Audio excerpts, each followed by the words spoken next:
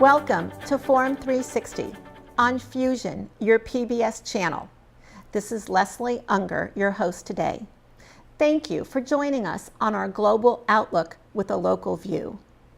Every so often on Forum 360, we turn our attention to this small country, a country slightly smaller than New Jersey, that gets a Texas-sized amount of attention. Today we are going to look at Israel from two different perspectives, an Akron-Israeli perspective and an innovation perspective. Israel is the only democracy in the Middle East, a country with no oil, but a country that developed the cell phone, voicemail, cardiac defibrillators, and instant messaging. Often referred to as the startup nation, today we will hear about one of those startups that is starting up here in Akron, Ohio.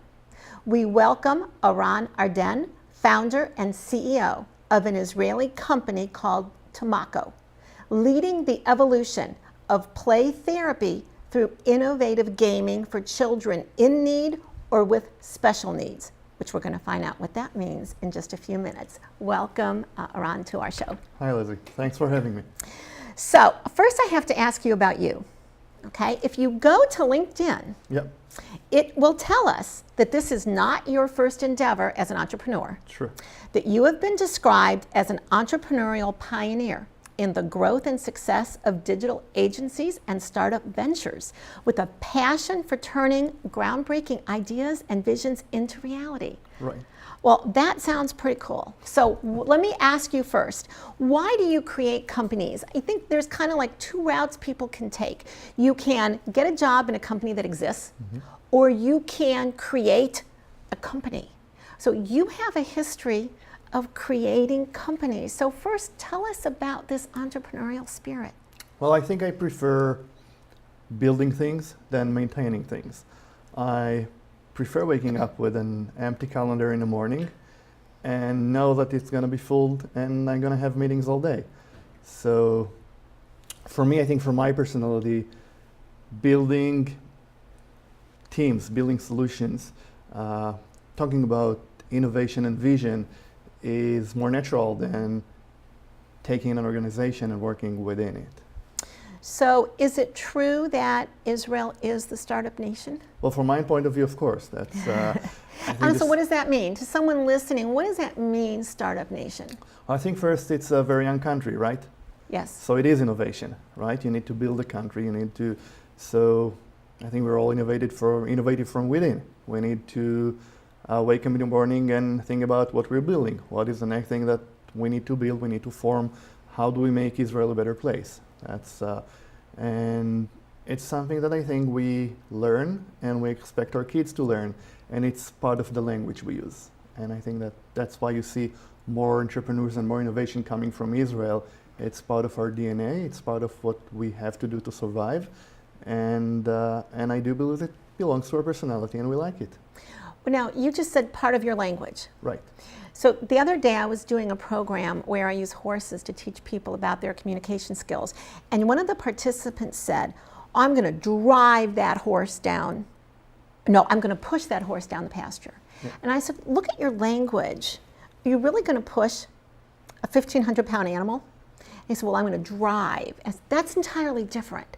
So when you said the language of entrepreneurship, can you give us any examples to you of whether it's the verbal language, the nonverbal, what's the language of entrepreneurship? So first, when you're talking about entrepreneurship and when you talk with your team, you need to understand that these are not your goals, right? It's everyone's goals in a company.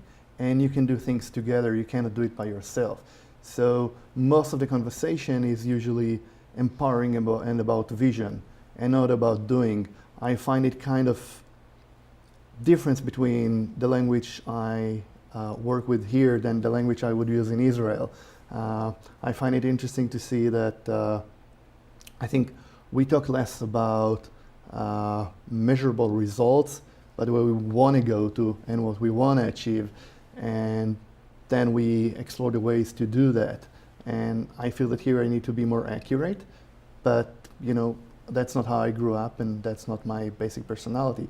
We envision where we want to be, and I think that as Israelis envision where you want to be. We envision where we want to be, and I think that everything else falls and supports that point of view, and not vice versa. We would build plans, from the end results going backwards, and less about what do we do on a daily basis to get to this position. Okay, that's a huge help in the language of entrepreneurship. So while not your first venture, let's take a look at Timocco. Yep. What is Timocco? It's a gaming environment where we use a simple webcam to track the student or the patient movement. So when you say gaming, Yep. You're not talking about like video games, or just for the sake of playing video games, or gaming So like sports games. Yeah, so you do play video games. Okay. Those are video games in front of a computer, and everything was designed by an occupational therapist. So she was trying to use the existing gaming platform, Wii and Kinect, to track the student or the patient movements. And what she found, that if you work with a special needs child that needs to develop motor, cognitive, and communication skills, those platforms are great as a gaming environment, but they cannot support or not good enough to meet the task at hand. So she designed her own platform. So the task being, so give me an example here. Your end goal for a child using Right. Timocco and gaming, the end result is what? So let's talk about building writing skills. Okay. There's a lot of occupational therapy and physical therapy work within it. For example, crossing midlines, right? You need to cross your midlines. Even if you want to turn a page or you just want to write, you need to build your pencil grasp and be in order to be able to write. All those goals would start with building muscle tone and then working on fine motor skills or crossing midlines. We have about 300 activities motivating basically the student to work on those skills, because we don't like working, right? We don't like practicing. If I would have been practicing when I was a child, when my parents wanted me to play the piano, I was a much better piano player today, right? But to develop the skills you want to work, you need to work, you need to practice. To build the motivation, those kids want to play games, and that's what we have, a set of games supporting the building of those skills. For ages what to what? I would say 3 to 15. From 3 to 15. So a teacher, was it a teacher that got this idea first? An or a occupational therapist. Okay, then how did you get involved in it? Oh, interesting. So I used to run a startup accelerator in Tel Aviv.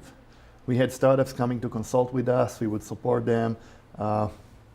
We've learned, I ran 2 different agencies, digital advertising agency, a performance marketing agency, and a branding and marketing agency. And startups came to us because they wanted us to help them design their solution, introduce them to our clients, but they couldn't pay. Because a startup in the beginning doesn't have the funds, right? And even if you have the funds, you want to use those funds to move forward as much as you can. And if you can have your website built or your strategy designed by giving equity, then it's a way to save your funds. So it was a service for equity accelerator, but we also invested in some of the companies. Timocco, Sarit, the occupational therapist that came with the idea, and Shai, he's our chief technology officers, came to us because they wanted us to invest and be in the accelerator. So you start this in Israel, in Tel Aviv. True. Okay, with beautiful beaches. Right. So it must be hard to go to work some days, okay? You can always go to the beach after work. After work, okay. So you start this in Tel Aviv. Then why and how the connection from Tel Aviv to Akron, Ohio? So one of my friends had the business card of Don Pasquale, the former mayor of Akron, on his desk. I just took a picture of the card, sent them an email to the mayor, got a reply, and I met Don in Israel.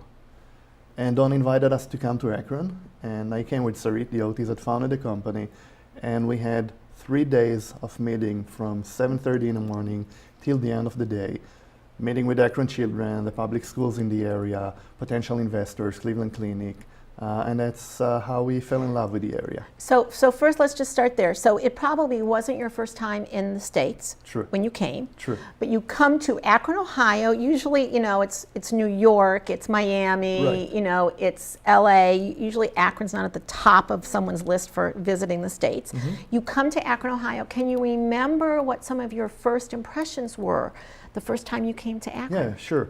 I think the openness of the people around here, the willing to help, the support we received was amazing. That was the first. Secondly, I think that if you're a startup dealing with communication and marketing, yes, New York and the Bay Area, security would probably be the places you want to be located in. But if you're in education or health, and there is a limited fund of money or budget you have, locations like Northeast Ohio will give you a peace of mind to build a startup with the opportunity of having a great network, great partners, and clients in the area.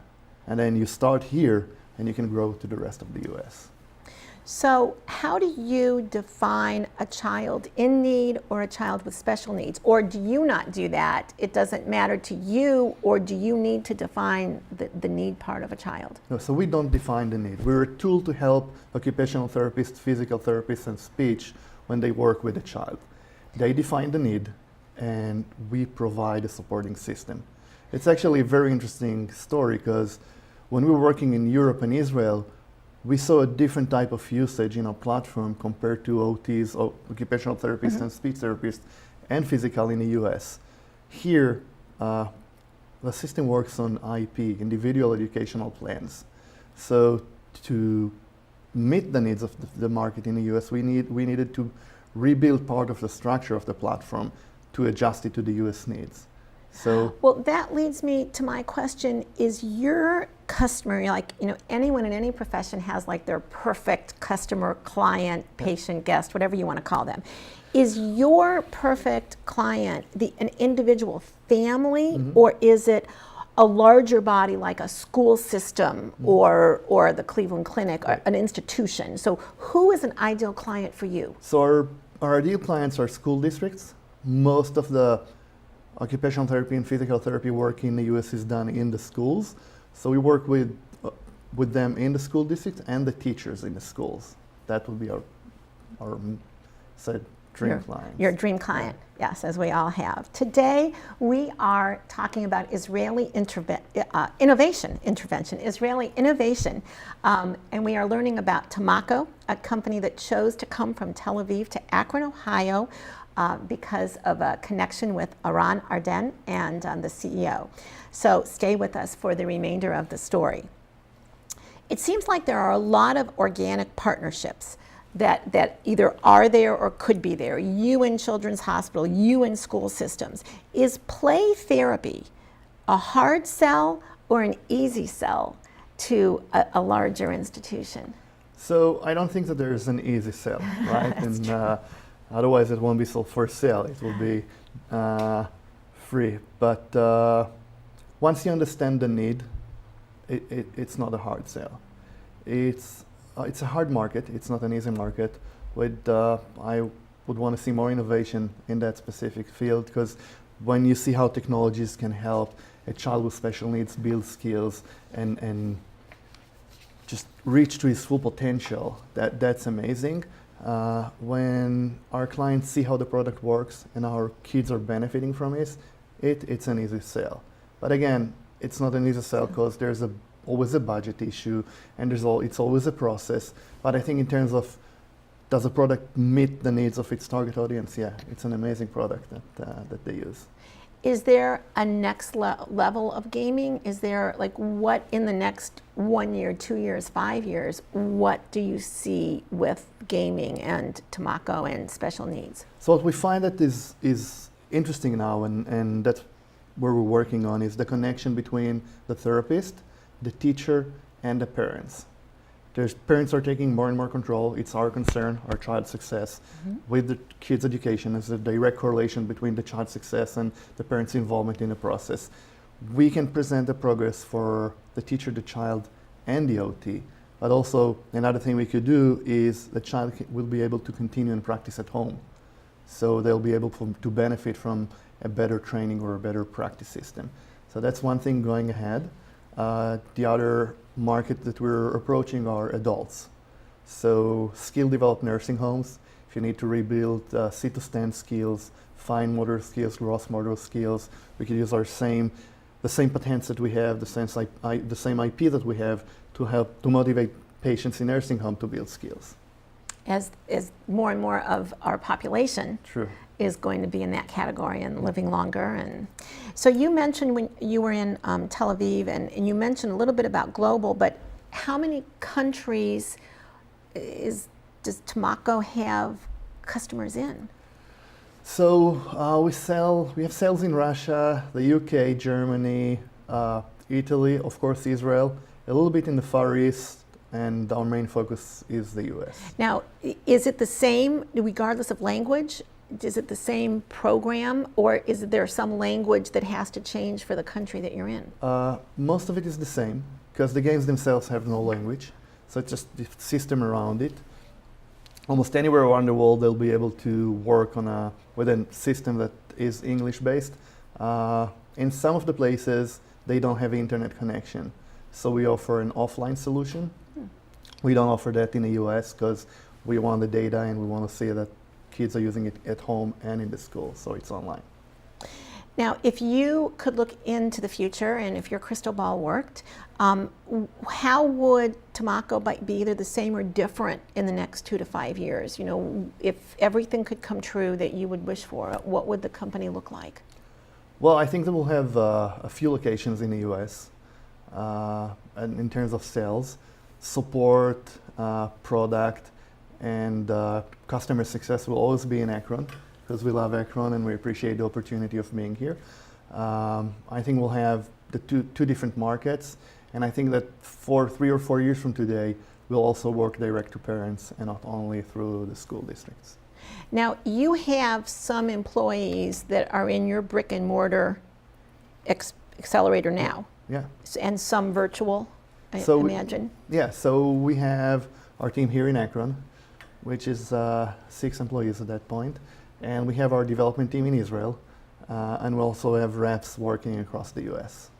So when you came here as an employer, which again is different than when you come as a tourist, Sure. when you came here as an employer, do you see differences in an employee in Northeast Ohio than an employee in Israel or somewhere else virtually? Well, yes, of course.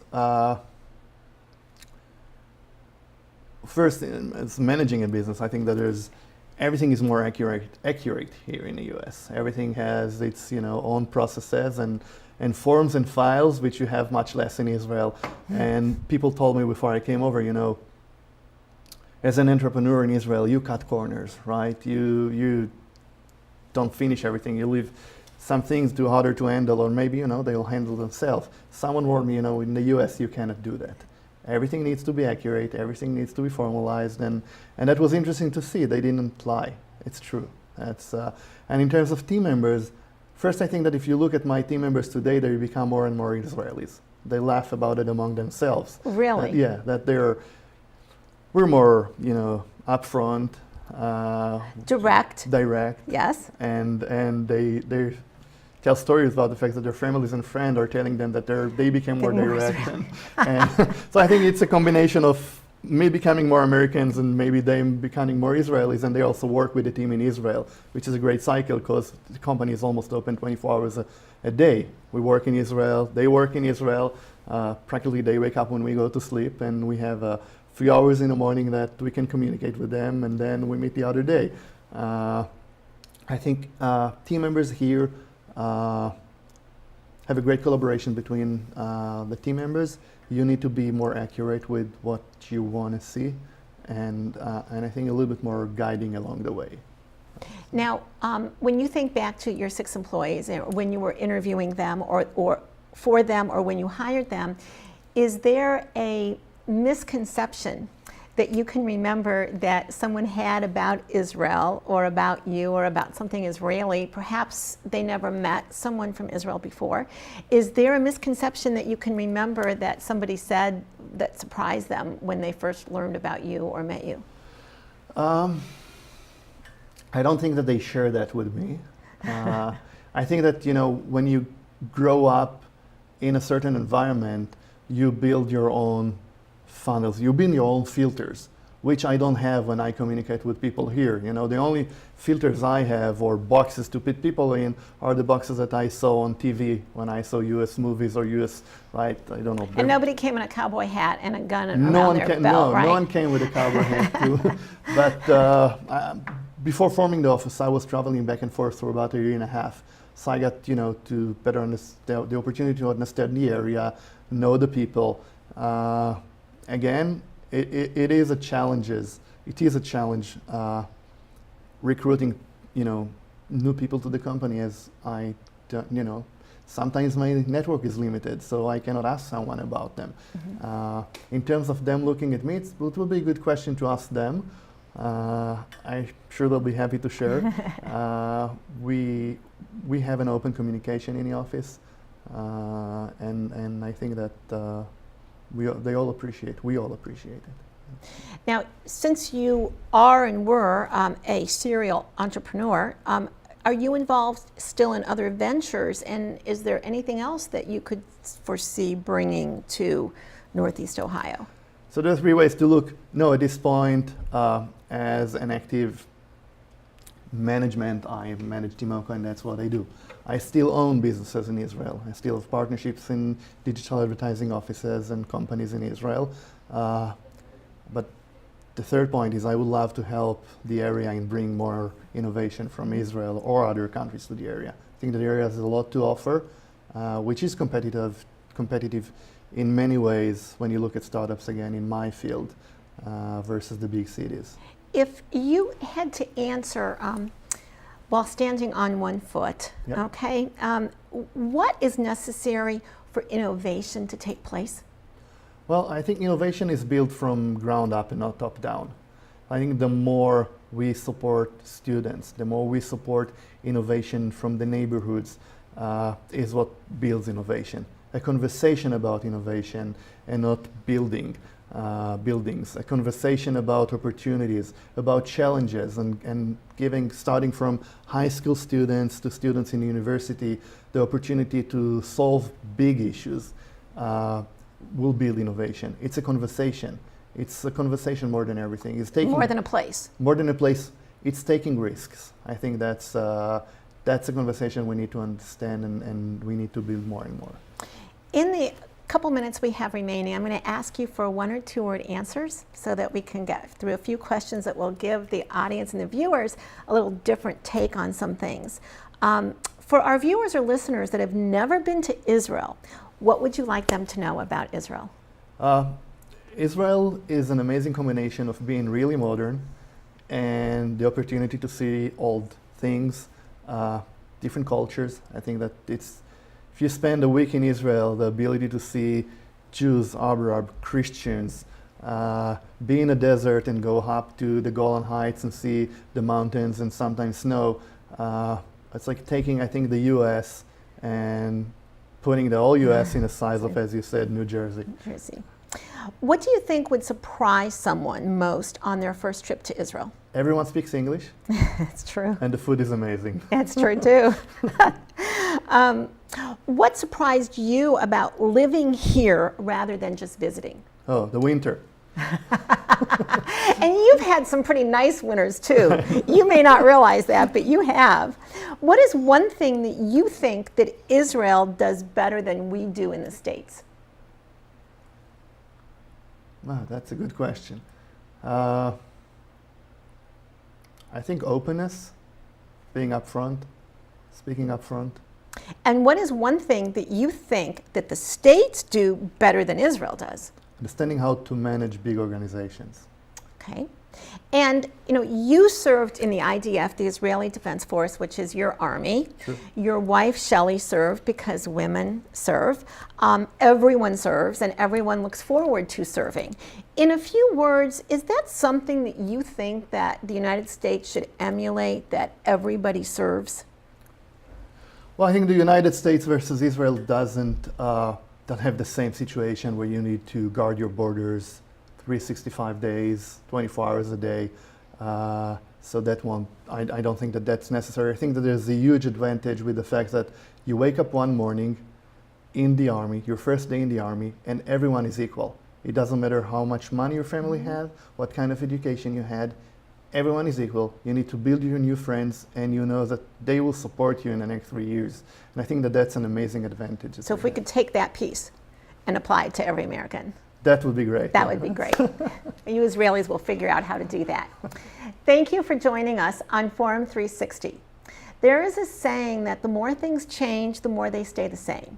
Languages change, and parts of countries can change, and customs may change, and food may change, but children are universal, and their challenges are universal too. Timocco, an Israeli company that is currently calling Akron home, addresses functional and skill-based goals that are relevant for a range of different populations: cerebral palsy, autism, ADHD, learning disabilities, coordination disorders, and soon to be senior citizens. Helping kids anywhere is helping kids everywhere, and Timocco is leading the way with play therapy. Thank you to our guests today, Eran Arden and Timocco. Thank you for joining us on Forum 360.